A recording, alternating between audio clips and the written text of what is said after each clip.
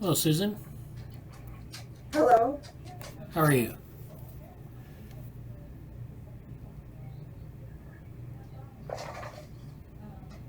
Can I hear you? Yes, I can hear you. Finally made a meeting. Yeah.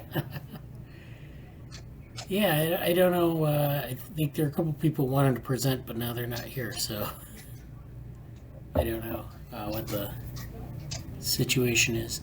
That's good. I might present some things first and then see if they show up. Okay, well, I could, but I should leave, like it's my dissertation topic then. What was that? My dissertation topic, tensegrity. Okay, yeah. Yeah, so I should leave it until I've presented it and then present it here. I think that's the, unless somebody Yeah, about tensegrity that they like to pass on. yeah. That would be great. Anyways, Yeah. Well, Mainak, Hello. how are you? I see you have a microphone. Wow, that is a large microphone. Yeah, yeah. Yeah. So how have you been, Mainak? It's been going good actually. Good. That's great. Yeah. So welcome I'll to be presenting today, right? Yeah, yeah. Yeah, welcome to the meeting. So yeah, we're gonna have Mainak present, and I asked Karan if he wanted to present something on transformers. I don't know if he's gonna come in. He might come in later, and then we'll do some other things as well. So Mainak, you were doing this stuff with, I think it was with Dick on what is the topic of your presentation? Yeah. So can I share my screen and just Yeah. discuss the topic? Yeah. Sure. Hi. Hello. Hello. Oh,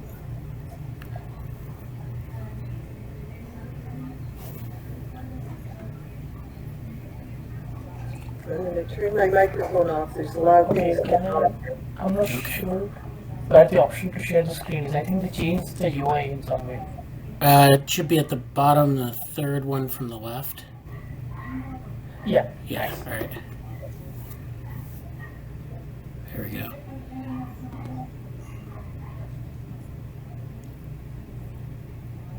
Yeah. Is the screen visible? Yes, yes. yes. Yeah, sure.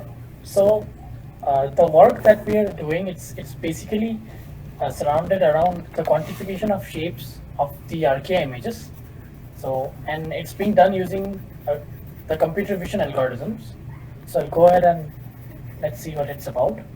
So the part of it that I'm working on, it involves mainly 3 steps, which is the image pre-processing step.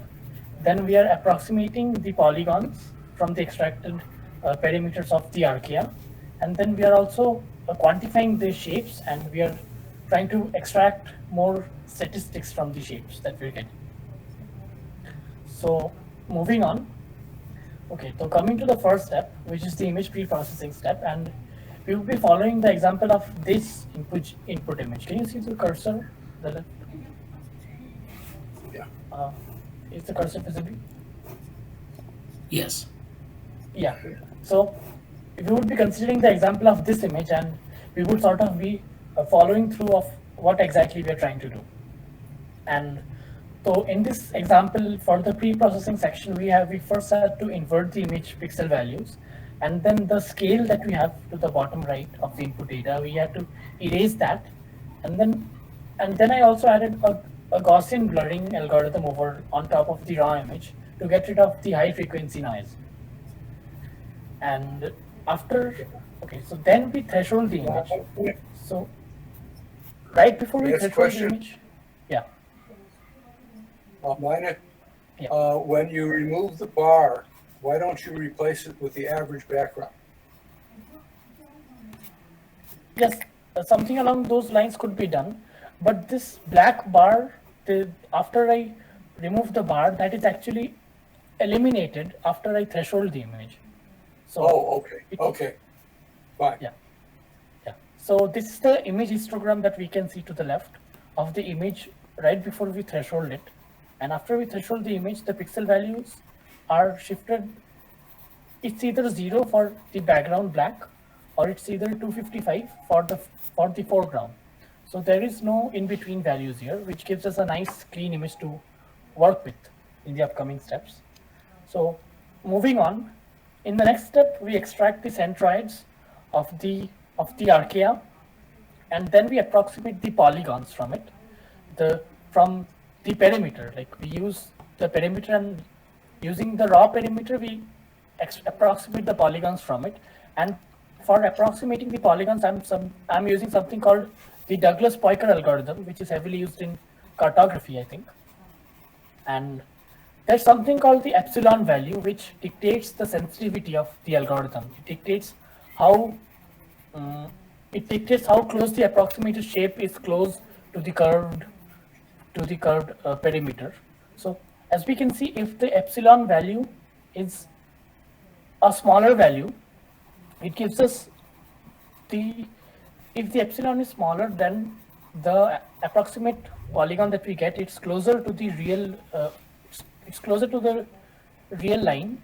But if the epsilon value is higher, then we get the approximated polygon to be a bit rough around the edges, and it tends to deviate a bit from the original perimeter. So what I've done is that I'm using a fraction of the perimeter as the epsilon value, which sort of senses the perimeter, the total perimeter, and it adapts according to the perimeter of the shape that we are actually dealing with. And in some cases to the left, we have these large blobs, which have, of course, overlapping cells, and we also have smaller patches which are not really good data points to work with. So we are actually eliminating that using thresholds for the area. So that's also being done. So moving on to the next step. Yeah. So the approximated polygons, they could be extracted in form of these images, which could be something very useful. Like in the case here, the algorithm says that this shape right here, it has 4 corners, and the area is also being put here, which shows to be 179.5. And this area, it's in terms of number of pixels which are there. So there are a couple of examples where we get 3-sided results. Like in this case, we have a triangular shape, and the approximated polygons, that seems to have the number of corners to be 3, and we have the 4-sided ones too, as examples here. And moving on. Okay, so I was talking about the epsilon value. So this is a GIF that basically shows the approximated polygons for a varying epsilon value. So as we can see, as the GIF proceeds over time, the approximated polygon, it comes closer and closer to the original curve around the edges. So yeah, so if the epsilon value is high, it gives us a rough estimate, and if it's low, it gives us a very fine estimate. But that also has, like, it's not really viable to have a very high epsilon value. Then we get the polygons to have the number of corners to be 30 or 40. That's not really a viable polygon. So yeah, coming to the next step. Yeah, then we are also quantifying the deviations from regular polygon of the approximated polygons. What we are doing is that. Yeah. Could you go back one? I've got a question about that. How do you decide what the optimal value is? What the epsilon? With epsilon, something that could be done is that we can take the area of the curved perimeter, and we can take the area of the approximated polygon, and we can have a plus minus error under which it should be there, and if it crosses the error, then I think the epsilon should be changed. Something along those lines could be done. Okay, have you The difference in the area. Have you plotted area versus epsilon to see if it has Not- a peak? or Not yet. the difference? Not yet. I haven't done that yet. I'll be doing Okay. that. Yeah, sure. Okay. Yeah. Also, I thought we were Yeah. dealing with thresholded images. Those don't look threshold. Yeah, the processing of the algorithm, it's actually happening in the thresholded image, but I'm actually overlaying this on the raw image so that we get a better idea of okay. what's Okay, happening. so the thresholded image is a binary image? Yes, the black and white image. Yes. Okay, thanks. I'm just I had a I'm question about the epsilon value. So I think the image on the right, is that an animation that shows kind of using. like where you're increasing the number of edges, or? Yeah, that's actually, that shows the varying epsilon value and the approximate polygons that we get as we vary the epsilon value of the algorithm. So the higher the epsilon value, then it's becoming more refined around the edge, or?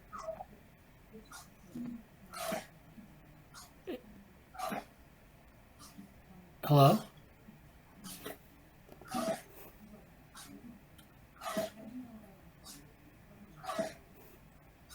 Okay, I think Mainak is having problems with this connection. A lower value as a 1/32 fraction. Yeah. I missed your answer because it cut out. Could you repeat your? Yep.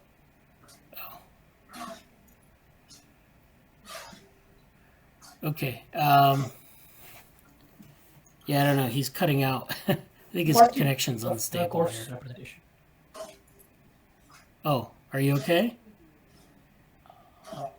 Is it okay now? Yeah, it keeps cutting out though. Hello? Yeah, the connection keeps cutting out. Okay. Yeah, I'll reconnect after. I think I'll reconnect if it happens again. Okay. Is it okay now? Yeah, it's okay now. Yeah, sure. So, could you hear the answer or should I go over it again? Yeah, one more time.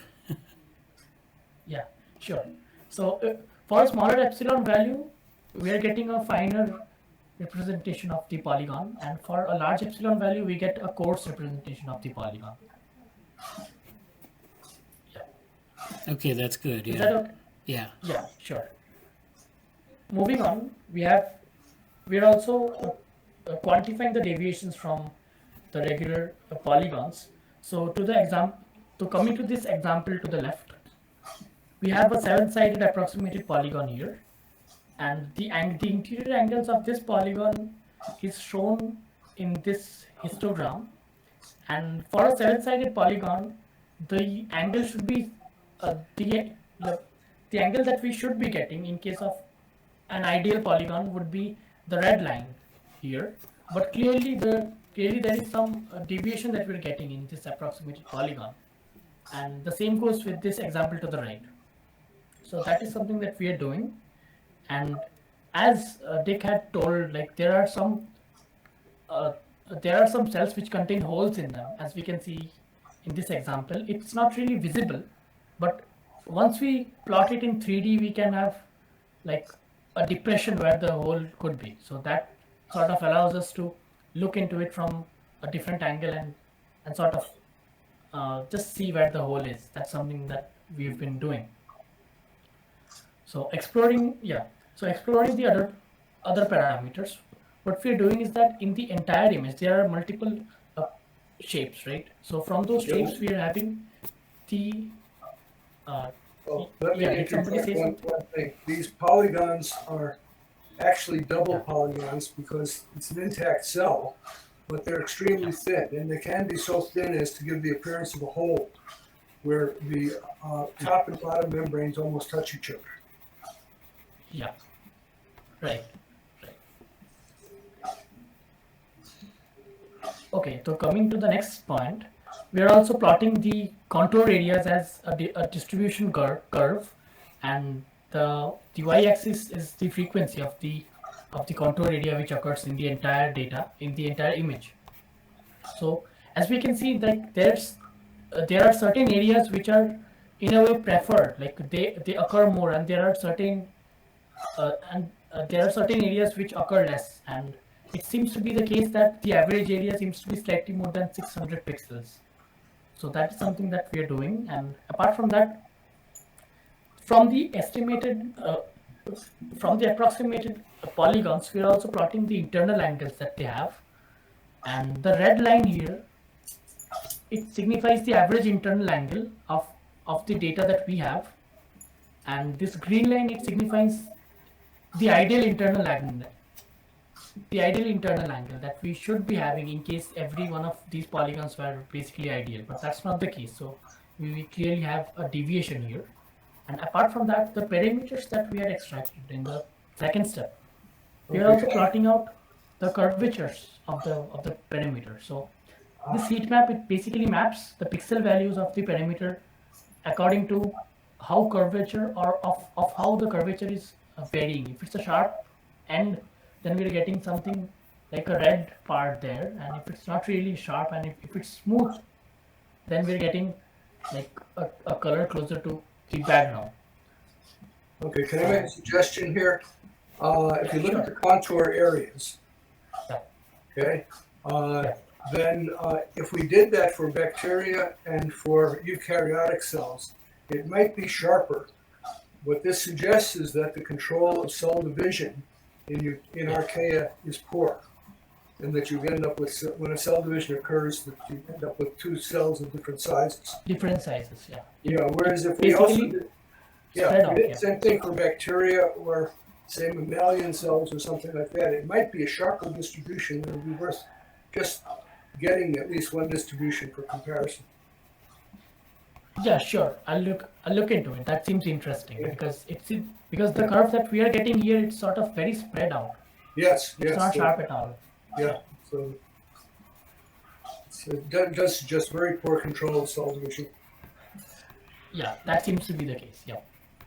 So that brings me to the end of my presentation. So yeah, thanks for letting me present.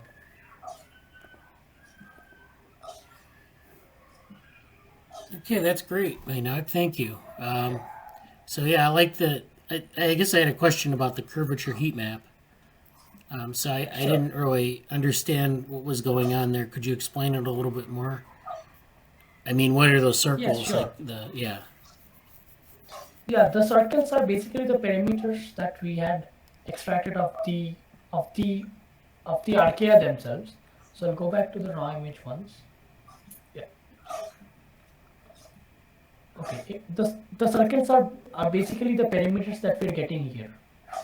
Is it visible? Yes. So what we are doing is that we are finding the curvatures along this edge and we're plotting it as a heat map. So if it's a very sharp curve, we get a larger value, and if it's not a sharp, and if it's not really a sharp curve, then we get a value which is closer to the background. Okay. And I just thought of just to map the pixel values as the curvature, just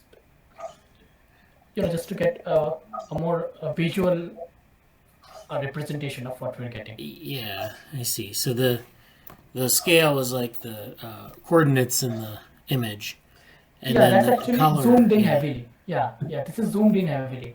Okay. Yeah. So they're coordinates of the image. Yeah. Yeah, it looks pretty good. Yeah. Yeah. So do we have any other questions or? Yeah, the idea here is to apply this to as many Archaea as we can.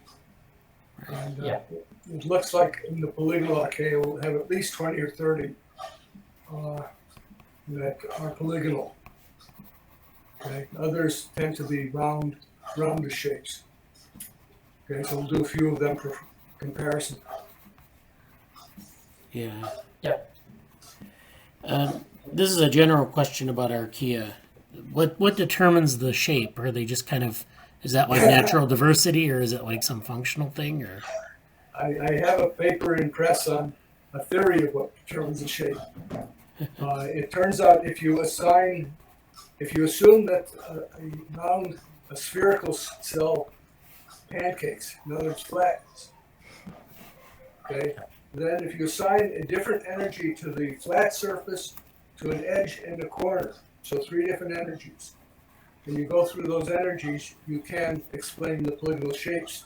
But of course, nobody's measured those energies, so until they're measured, we can't be sure the theory matches the actual Archaea. Yeah. But you do get polygons when you do that. Okay. Yeah. Yeah. So thank you for letting me present them. Yeah. Yeah, no problem. Look forward to seeing more progress on it. Yeah. Congratulations on Yeah. condensing. I'll keep you all updated. Yes, Mainak has successfully condensed a huge amount of work to a few slides. Yeah, I know. Yeah, it looks great. So great. Thank you once again. So, Karan, are you there? I had asked- Yeah. So I had asked Karan if he wanted to do a overview of transformers or just like a quick kind of report on what they are. Or, were you able to do that? I've prepared like I prepared a presentation first of all, then I have some slides open which kind of take content, and I'll just keep on explaining from there on, if that's okay. Yeah, that's fine. Yeah. Yeah. Okay. Just 1 minute. All right.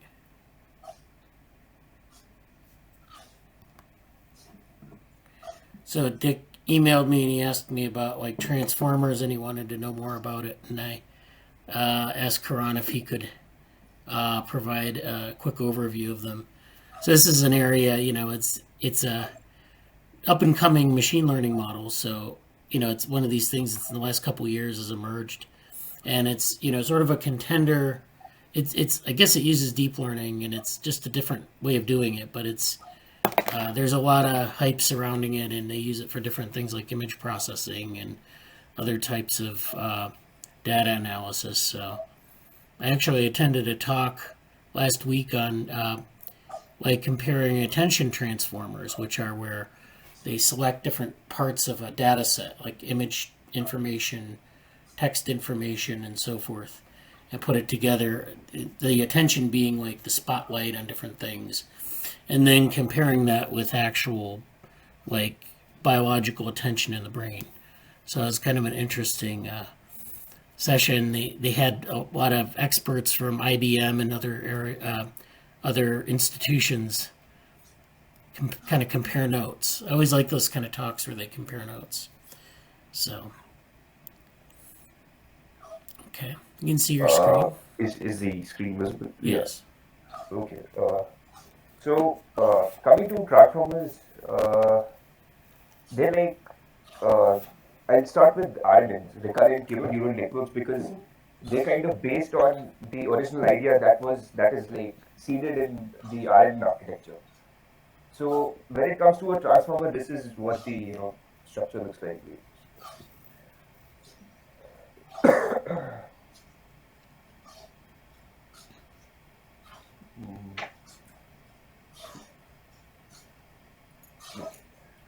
Yeah, this is the structure of a very general transformer. Okay, it has like an encoder part and a decoder part. The decoder part and the preprocessing part is kind of very similar to what an RNN is like. So essentially what it does is there's like a vector space of words with similar meanings. Like a transformer is used for generally, NLP tasks, natural language processing, in which we have like a vector space of words, which like that vector space is based on the inherent meaning of the words itself. So it's like there are words with similar meanings, they'll be clubbed together in the vector space. So what transformer is specifically was created to modify like it was based on the RNN architecture, and it's like a modified sequence to sequence model. So what it will do is it will take an input sequence of vectors and it will output again a sequence of vectors.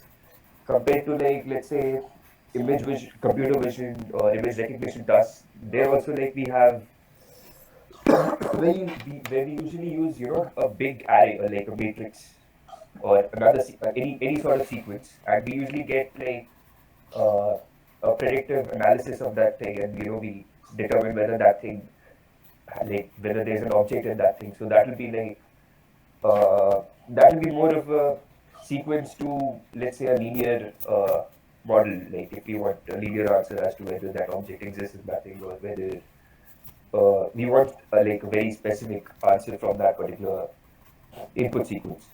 So when it comes to transformers here, transformers, again, being recurrent neural networks, this is the architecture here. The only thing that is specifically unique about transformers is the way they have a very localized vector space. Okay, so let's say I have a word sequence, like transformers are generally used for, translating words or translating sentences, and or maybe predicting context based sentences, to carry forward whatever the message that was, initially being drafted. So they have like these are the main tasks that they use for. So I'll get into positional encoding and attention vectors, which are the two unique aspects of transformers that have kind of you know made them better at whatever task that they were supposed to do. So when it comes to like a general vector space, like I was talking about how words have different values in that vector space, and they're mapped, like each words can be mapped either pairwise, like the relationship with, let's say, any basic like two words, let's say, like the screen and the white space behind the screen, like the image that you're seeing right now. So what kind of contextual message does this thing carry? Like if you compare white screen as a word, like let's use white screen in the sentence here. White screen, okay. Let's say I wrote something on the white screen. Let's say this is the sentence.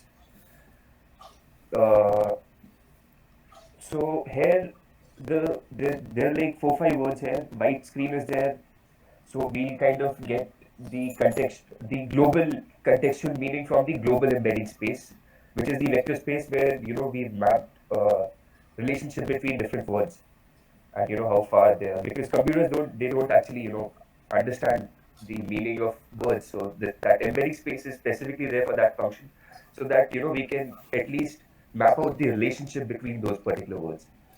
So something that this again was something that was being done with RLNs itself. The transformer uses, it kind of creates a separate vector space for localizing or gathering more contextual meaning of the sentence itself. Like if you have like a very general relationship mapping between words, you'll come out with more maybe general ideas that won't be very context specific.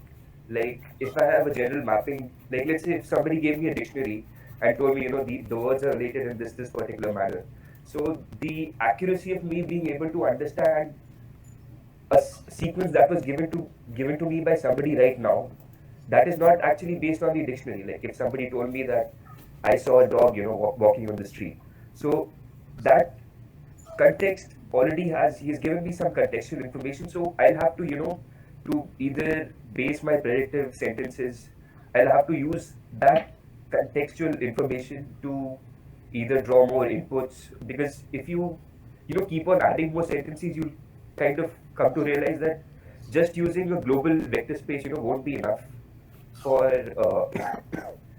drawing useful deductions for any practical purpose.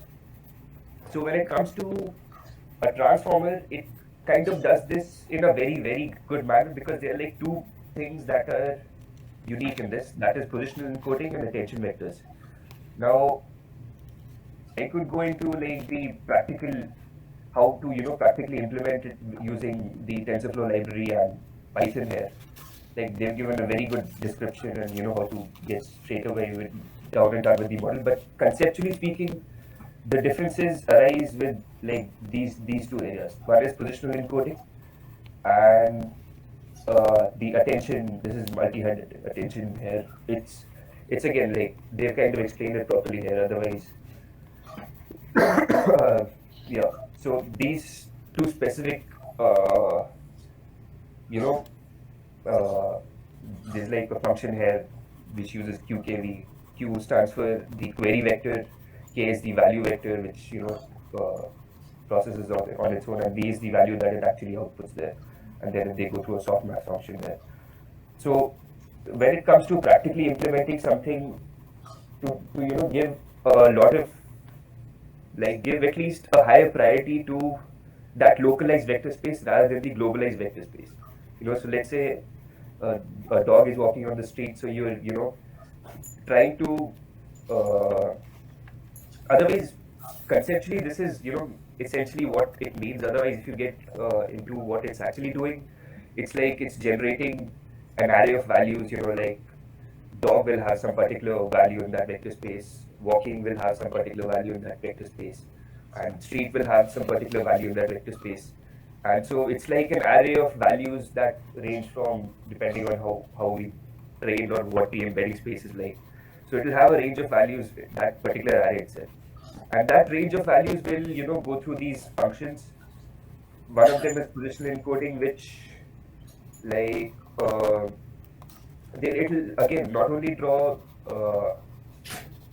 that particular, let's say dog is assigned a value of 1.6 and walking is assigned some other particular value, let's say y, x and y, let's take x and y.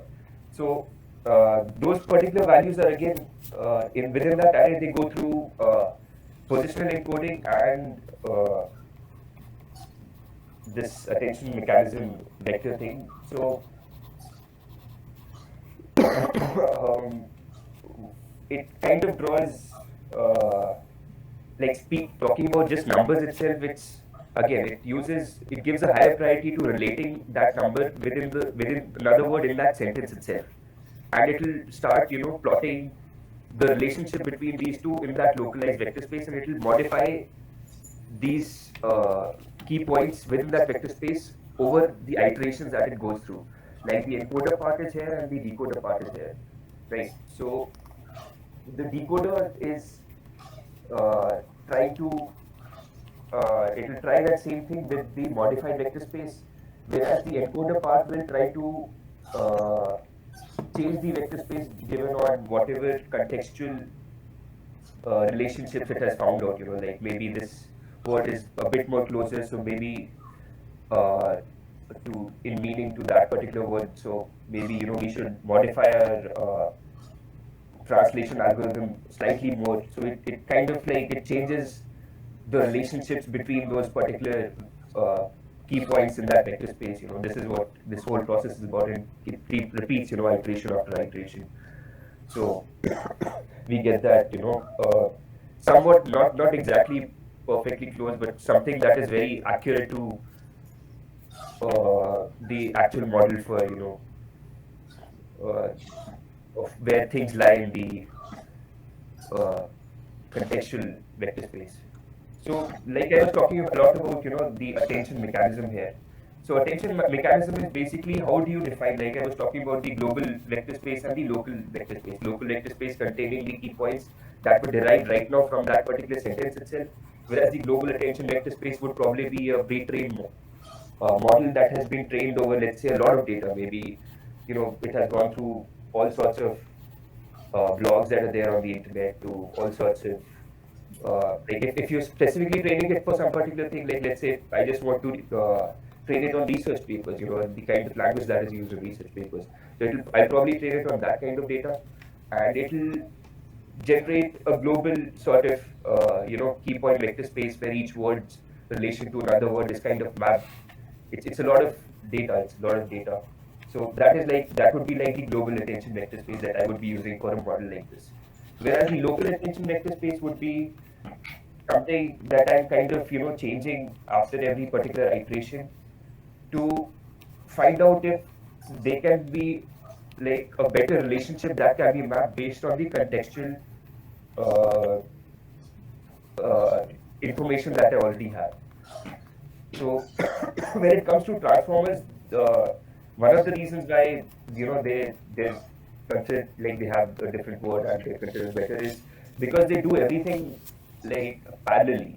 Like they'll be using and taking all the words that are there in that particular sentence, and they'll be generating another set of words based on that set of those set of words. So it's like a sequence to sequence model, which is very important here because transformers, there's like something that is there in transformers, and it has to be there.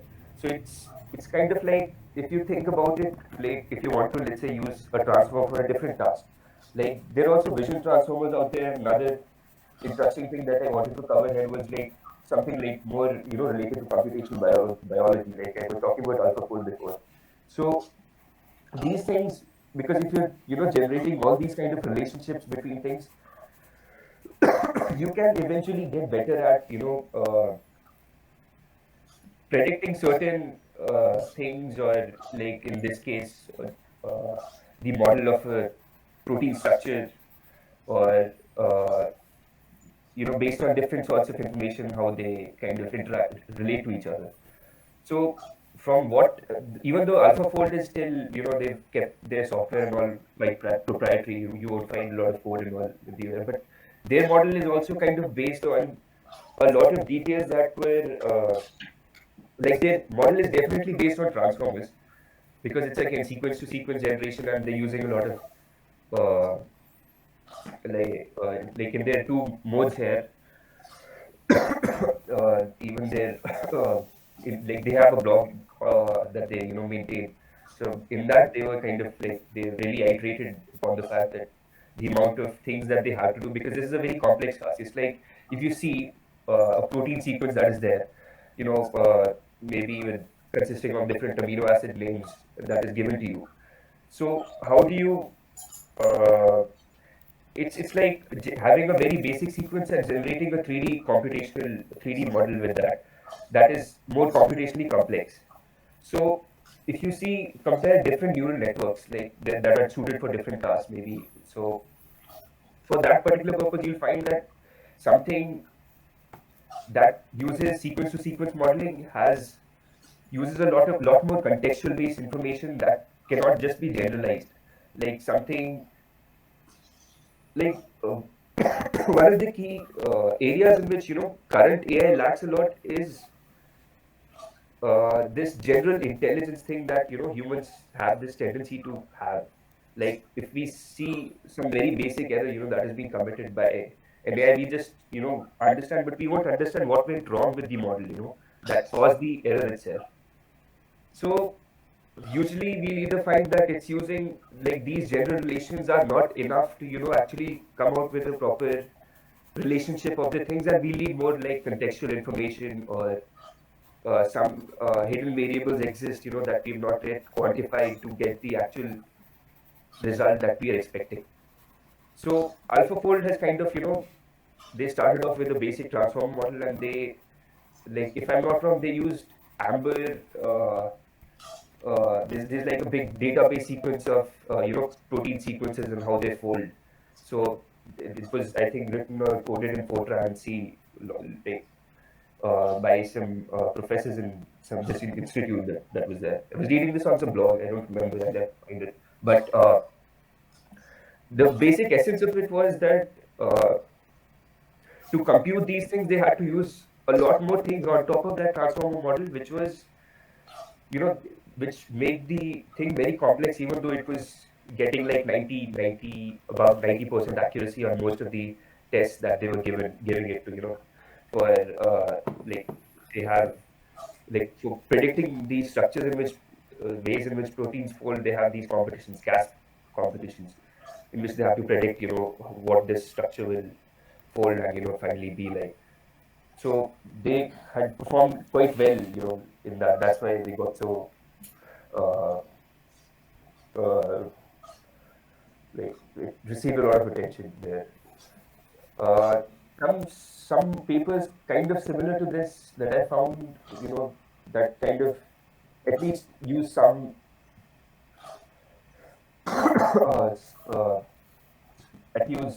similar techniques to deduce something similar, especially with related to either protein synthesis, or there was also another paper, I think, related to, okay, this is a vision transformer.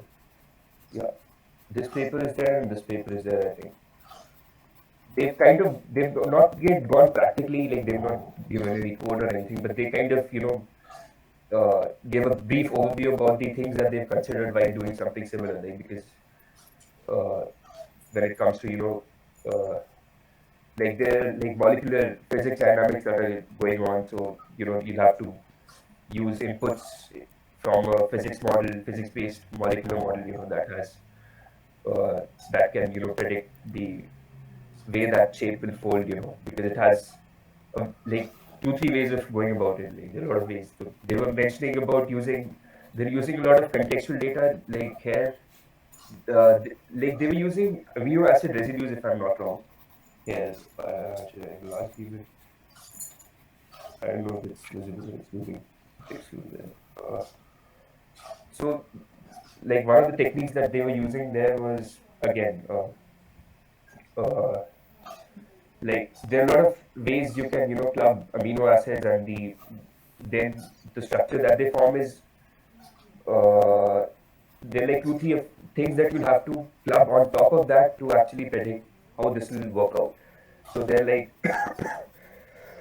and maybe like they were mentioning basic chemistry related principles, how chirality and all those things would affect the shape of the molecule, and then this molecular physics also had some key points that they had taken into consideration while coming up with this. But essentially what they were doing is, again, they were taking structures, amino acids, 2 at a time, and mapping out their relationships, then mapping out, maybe taking them batches in batches, and then mapping out how they relate to the overall structure, whether like protein structures form alpha helixes and beta sheets, and crazy combinations of structures. So how those relationships, like any sort of information you can get out, because it's like an entropy space, and you have to gather as much information, as many relationships that you can from that is computationally possible within a limited amount of time.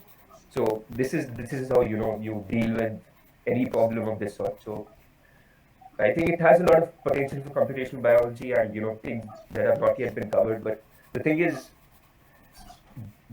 using a transformer with words is easy. Like it's very, you can still use intuitive understanding of the network and the simple relationship between words and the language, English language itself, to maybe generate a model that is very accurate. So this thing was a big breakthrough in that sense, because uh, I mean they're creating a 3D structure from sequences. So yeah, this way it's kind of groundbreaking. So there are a lot of potential applications that this kind of a neural network can be put to use for. But it's not exactly a transformer again, because they put using a lot of different things here that rooted in molecular physics and different types of structures. But yeah, since I just had to discuss about the attention mechanism, that was kind of important. So the local vector space is the closest conceptually clear definition that I can come out with, and how it tries to find contextual relationship of the word within that sentence itself, if it makes any sense. Yeah, that looks great. That looks pretty good. That second paper, the evaluating protein transfer, could you show the title of that? Okay. Yeah. Yeah. And should I put the link? Yeah, you can also show us the yeah, there we go. It's transfer learning, okay. And that's okay. Yeah, put that in the chat. And I know Mainak put the link to the other paper in the chat. So the other paper was a so yeah, it was like a language based paper. So yeah, it looks like you can do. It doesn't necessarily differentiate between like, say, languages like natural languages and say like protein sequences or gene sequences. Yeah. It kind of treats it in the same way, and that's there are a lot of computational methods that do that. But I think it's interesting how these models, first of all, can extract a space like that, and then secondly use these different attentional mechanisms to to sort of search that space and find some sort of solution. So some of those attention mechanisms look like they're sort of very biologically inspired and some don't, but that doesn't necessarily matter because we're just trying to like search the vector space, and that's what's important. Yeah. So we can use different sort of heuristics for that. Yeah. Okay. Karen, can I introduce a challenge for you? Yeah. Okay. Of course, all of those proteins are made of L-amino acids. Okay. Yeah.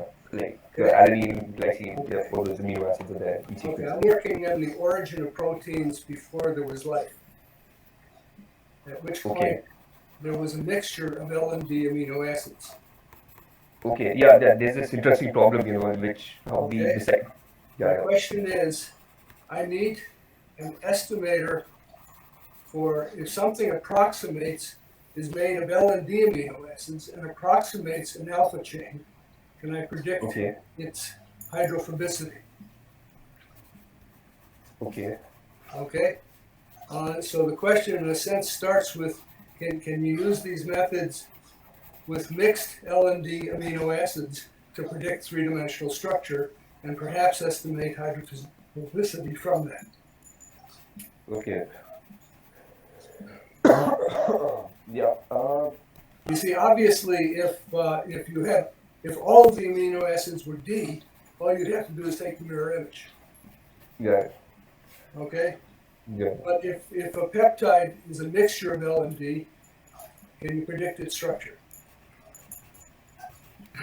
I'll have to like I don't know about how amino acids relate to the hydrophobic aspect of it. Like I'll have to get down into Yeah, well, the if you molecular have, physics.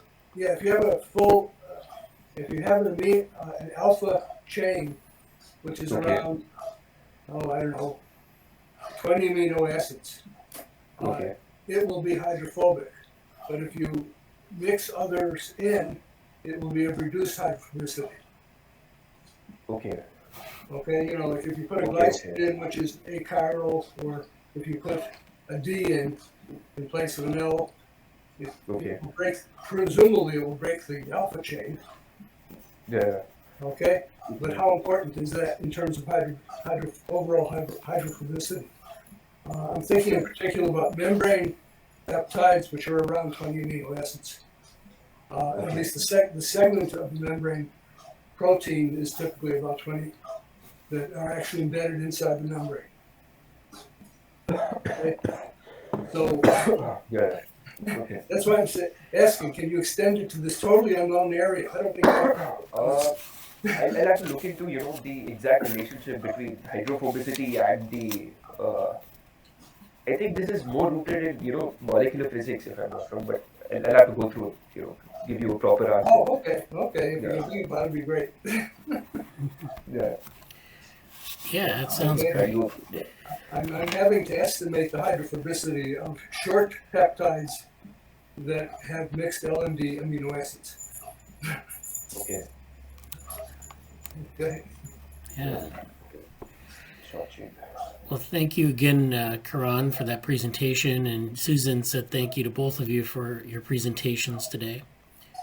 So it's great. Karan, could I share my screen? Yeah. Okay. Yeah. Alright. Stop it. So a couple things. Okay, so I want to talk a little bit about something. It's a little bit different from what we were talking about in the last two presentations. This is an archive paper called The Geometry of Crumpled Paper. And so why do we care about crumpled paper? It's kind of trivial. But as it turns out, crumpled paper, if you look at, like, say, the surface of the human brain, for example, you notice that there are these sort of convolutions or what they call garification. So you see all these folds. And it turns out that... The crumpled brain. Yeah. So it turns out that, like, the brain, the neocortex originates as a sheet, and it grows in size, and then it's sort of wrapped around the rest of the brain on the top. And as it grows in development, it has to fit into the brain case, so it crumples up. And there's a there are certain species in mammals who have this garification ability where that neocortical sheet folds up. And in humans, it's kind of in its extreme form where it's really folded up.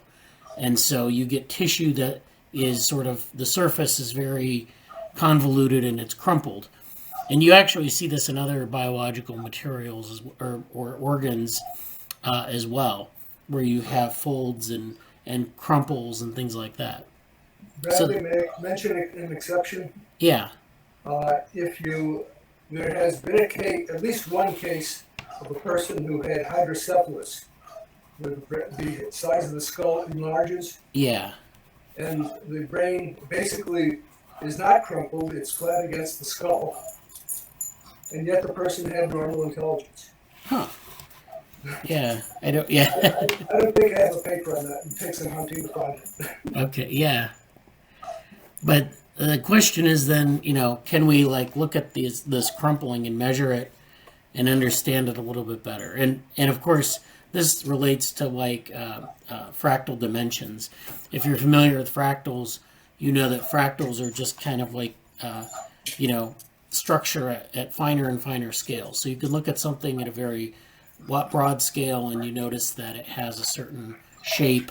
And then as you zoom in, you see that the shape is variable, so that you have different folds and curves and things like that. So if we're looking at one of our cells, we can look at it at a low resolution, and you see it as sort of a sphere. But then at higher resolutions, you see it as much more of a sort of has a lot of subspatial variation. So that's why we might also be interested in this type of thing. So there is this fractal dimensional thing that we want to know, and then there are also things like brains and other tissues that exhibit this folding. So in this paper, they actually take this pretty seriously with a piece of paper, and they say, we measured the geometry of a crumpled sheet of paper with a laser-aided topography and discuss its statistical properties. The curvature of an elastoplastic fold scales linearly with applied force. The curvature distribution follows an exponential form, which means it follows a sort of distribution with a long tail where you get a lot of smaller values and some larger values in the mass of the distribution, with regions of high curvature localized along ridges. So actually we saw a little bit of that in Mainak's presentation, where you get the curvature isn't evenly distributed across the edge of the thing. In this case, in that case, it's a cell. In this case, it's a crumpled sheet of paper where you get a little ball, and then it's Bradley, the point on that. Mainak's pictures were all taken through microscopes, so they were perpendicular to the polygon. Okay. If you take the curvature in the vertical direction, it's reasonable. I think it's probably reasonably constant, but it's very high at the edges. In other words, all of the edges have a sharp curvature in the other direction than the one Mainak represented. Okay. Yeah. Okay. Yeah. Because they're flattened polygons, but they're too surfaced. You have to think of taking something like a ball and flattening it. Right. It becomes a polygon. The edges will have a high curvature in the vertical, perpendicular to the flattened direction. Okay. Okay. Yeah.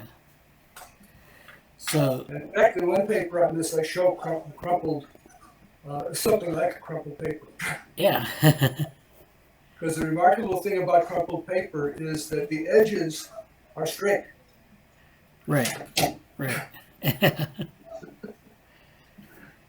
So they measured this. So they said, then the measured part, and then a large fraction of the ridges are observed to terminate without bifurcating, and the ridge network connectedness is not as complete as anticipated. So what they mean by that is they can take this surface and they can find the ridges, and then they can build a network. So they just build like a set of nodes or like the set of lines that result from the crumples as edges on a network, and then where they intersect, they get Which direction are, if they crumple the paper and then unfold it, which direction are they talking about curvature? I'm not sure. Yeah, that's important. Yeah. Okay, because you can have a surface that has a small curvature in one direction and a high curvature perpendicular to it. Right. Right. So yeah, and I don't know if they unfolded the paper, but so they were basically able to use this Hurst exponent, which is a technique for looking at like these exponentially distributed structures, these distributions, and then they say it's in contrast with previous results. So people have done this a number of times.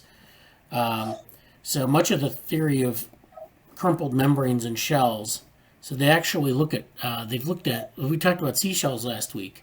So they're looking at things like polymerized vesicle membranes, crumple zones in automobile bodies, and I think also seashells and things like that. So they've actually looked at, other people have looked at this in terms of equilibrium transformations, which were a couple of citations here. Nelson, 1988. The elastic properties of macroscopic sheets, Kramer and Witten, 97, Surda and Mahavita, 2003. And then a number of studies treat the geometry of developable cones, which form the geometric foundation for structures found on elastic sheets are subject to point deformations. So that's when you have a sheet that can stretch, and you have one point that goes up into it and doesn't go through it, but it pushes it up. And then you get this cone. And so that's a point deformation for that cone. It just creates the cone. And people have looked at that as well. And so few studies exist that directly explore the crumpled state and elastoplastic deformations occur. So this is where they're doing this. So there are some experiments where they focus on the fractal dimension of a ball that circumscribes a flat sheet once crumpled. So this is Gomez 89. These are a lot of physics papers. I'll put this in the chat so you can follow up on it if you would like. And this is just okay. And so, they're looking at there are a lot of different ways you can look at this. And they do, so this is their experiment here where they have this crumpled piece of paper. I guess they unfold it here, and then they measure with a laser the distance across the sheet. So the sheet is flat to start with, and then it gets crumpled and then spread out.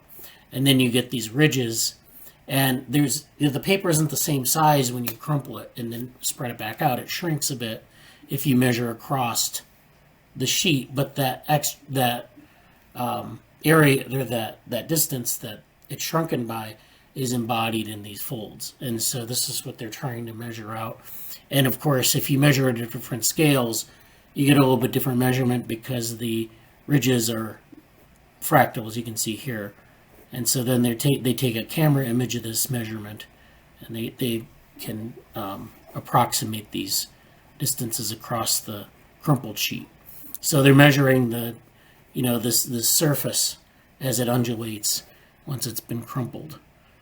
And so that's I guess the answer, that they're measuring it after it's been unfolded.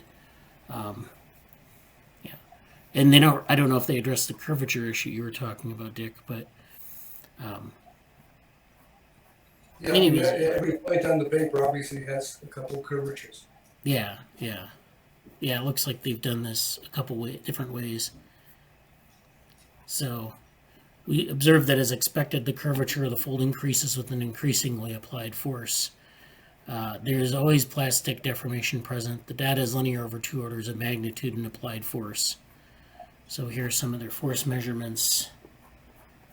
And then the distribution here. The Hurst exponent they use to measure the fractal dimension of it. So that's what that measurement comes into play.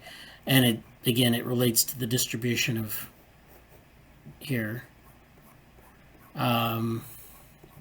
Yeah, so this is a nice paper. You can get into it if you would like a little bit further. Looks like Susan put some things in the chat. about thank you for the presentation. That's unusual. Hydrocephalism usually results in retardation and death. That's what she's talking about with the smooth brain example that we were talking about before. So, Mainak, did you have something that you wanted to bring up, or? I was finished with what I was saying. Yeah. So next week I'll be having another. I'll be showing something else that I'm working on. So could that be done? Yeah, sure. I'd welcome that. It'd be great. Yes, sure. I'll send you the details in Slack, Bradley. All right, that sounds great. Yeah, sure. All right, so if you need to go, you can go. I'm going to talk about one more thing, and then that'll be that. So thanks for attending if you have to go. If not, I have one more thing I want to get into. So I'm going to get into this interesting set of papers that came up over the holiday. It was in the news.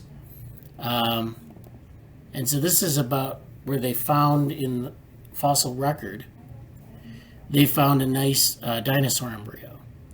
And I know we've talked about paleo embryos before, but this is something that's like found that was almost perfectly preserved. This is in this Chinese assemblage that we talked about earlier. One of the places where they found some of the first embryo, what they think are the first embryos. This one, though, is a dinosaur, so we know kind of what the adult should look like, and they've been able to find kind of like the embryo of a dinosaur, and they've been able to like kind of compare it to a domestic chicken and look at the different stages of development. So there's a couple of pictures here. They always put these news stories out, and they kind of, I don't know if they've oversold it, but these are some of the images that they've had. So this is one that's where they show the sort of the embryo in the fossilized form. So you can see a lot of detail on the top here. You have some, it's really kind of out of focus on this end, but you can see some of the parts of the embryo here. This one here has, this is showing how the dinosaur is kind of growing up within the shell of the egg, and so it's folded up like this. So you can see that there's a lot of folding of the appendages around the head, and then eventually it's going to hatch. It's like kind of like a bird or an amphibian where they hatch out of their egg, and they have their little. But I guess this is like a lunchbox for the embryo here. And then here's a fossil embryo here. So you compare these two things where it's folded. This is sort of an artist's rendition of the folding of the embryo up in this egg until it hatches. And this is, we have nice pictures of C. elegans eggs where the C. elegans is coiled up inside the egg. So this is something that happens within eggs where, as the organism grows and differentiates, it's still kind of folded up like this, and then it has to unfurl when it hatches from the egg. So that's the artist's rendition. And then this is these are fossil remains of the egg and the embryo. And so you can see that it's kind of hard to see the folding, but you can see the similar sort of setup where you have the head here, and then it wraps around, and then the appendages are kind of folded over the head. So this is the paper in iScience, and exquisitely preserved in ovo. That means within the egg, so they didn't have to like piece it together from different things. It was the fossil was right there, and that must be extremely rare, to find something that well preserved all in one place. Theropod dinosaur embryo sheds light on avian-like pre-hatching postures. So in this paper, they were actually looking at the pre-hatching postures of the embryo, and so you can see here that they've kind of reconstructed it based on what a domestic chicken does. So from day 16 to day 20 of development, you start with this pre-tucking where you have this tucking of the head, and then there's this it kind of shifts around a little bit. Then there's membrane penetration, Then there's piping, what they call piping, which is where the legs start to stick out and the head folds as into the upper appendages, between the upper appendages. And then there's climax, where there's hatching, and they have to get their way out of the egg and then, start living outside of the egg for the first time. So that's what they're trying to look at here. So they've really kind of never, over the past 100 years, they've discovered many dinosaur eggs and nests, but finding these articulated in ovo embryos are very rare. So it's very hard to find good data sets that show comparisons, which is why they have to compare with extant organisms. And that's not necessarily a solid, comparison, but that's what they have to work with. Here we report an exceptionally preserved articulated oviraptoid. I can't pronounce some of these words, it's hard.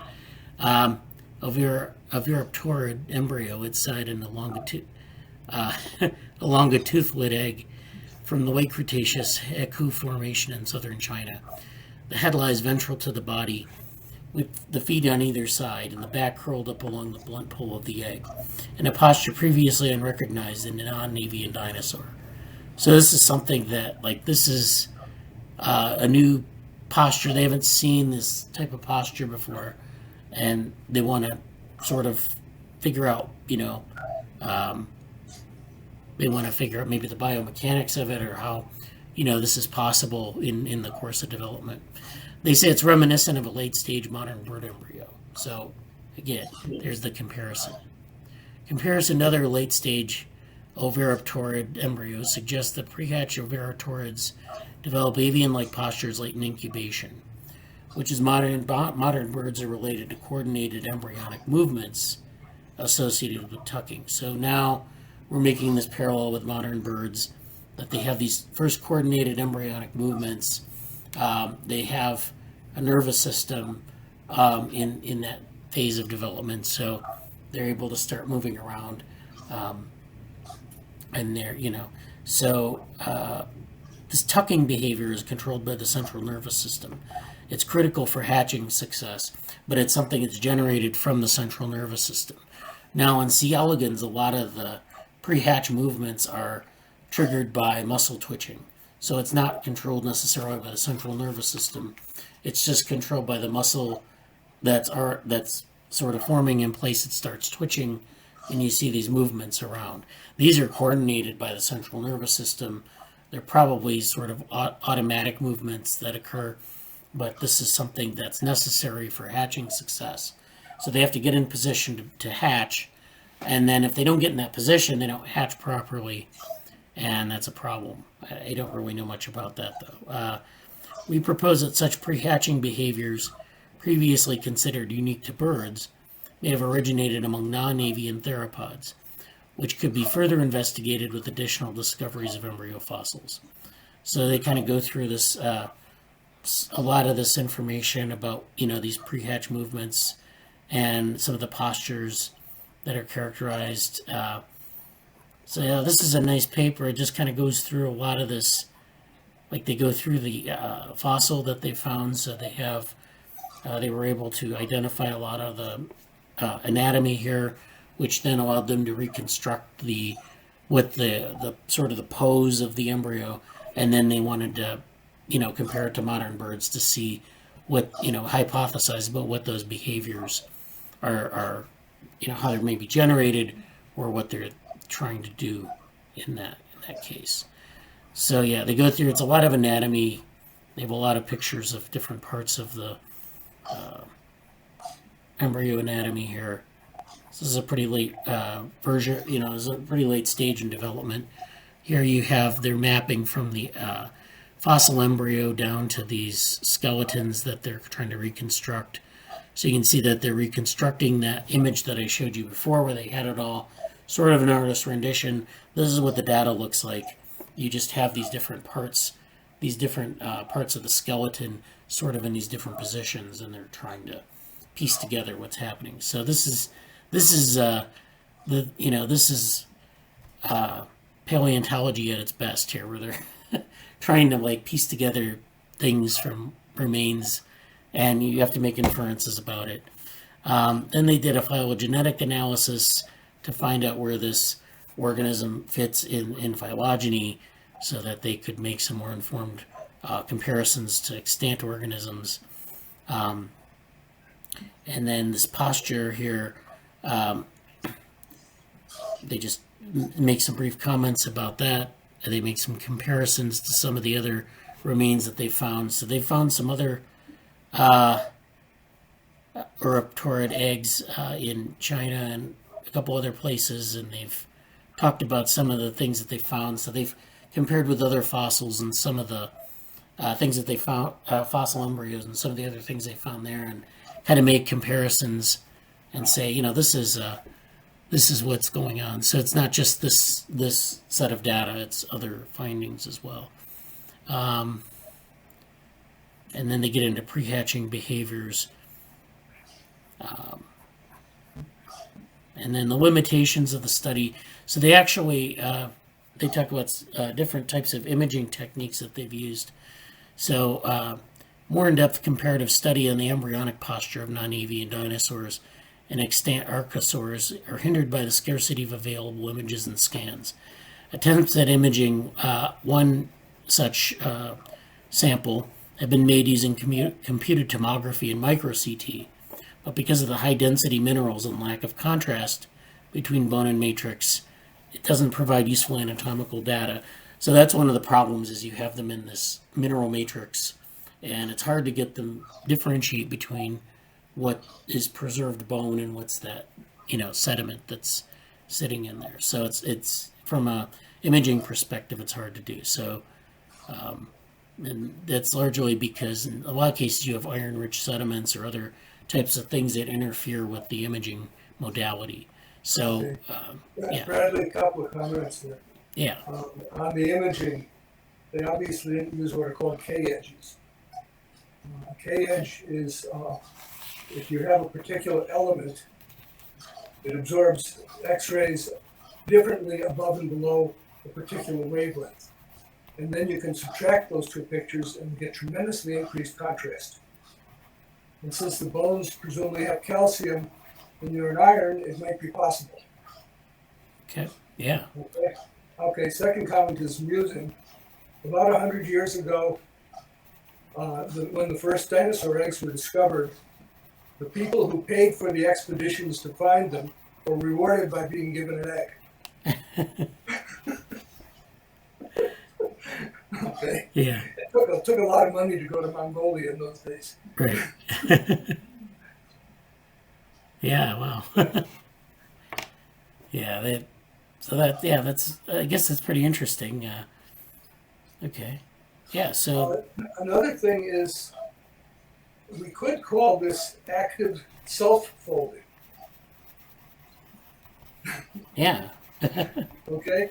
So it could be that the only purpose of the central nervous system is to wiggle things, and that would be similar to the nematodes, so that they slip into a configuration. Okay? Right, so, yeah. So a good question is whether it's directed or random wiggling that produces the configuration. Yeah. Yeah. Okay?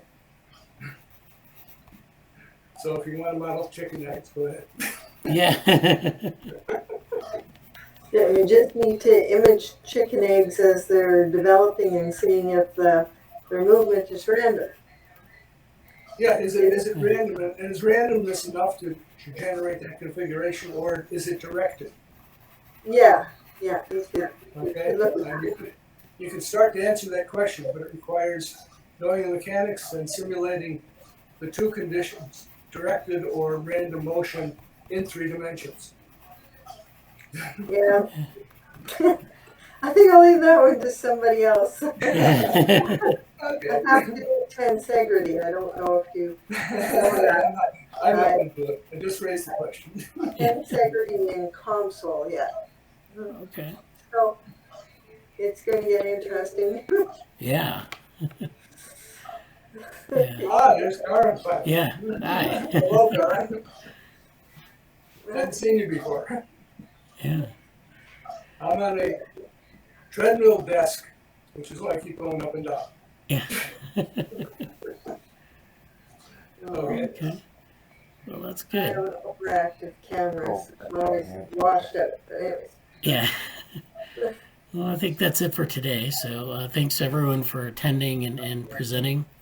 Next week, we'll do. I don't know if anyone wants to. Well, Mainak wants to present next week, and yeah. So if anyone else wants to present, let me know, or wants to bring something up during the meeting, and we can do that. Okay. Yeah. Karan, I'm serious. I really need that challenge answer. Yeah, I'll definitely get into it. Yeah. It's a tough one because Hydrophobicity. Yeah, I think. Yeah. I'll have to go almost through nobody studies peptides that are mixed LD. Yeah. Okay. Okay. Yeah. So there's very little data. Okay. All right. All right. See you next week. Probably, yeah, by the next meeting, yeah. Okay. Yeah. And then we have an answer at least, yeah. All right. Okay. Thank we you. just stay on here, Mainak and I? Yeah. Go ahead. Yeah. Yeah. All right. Thank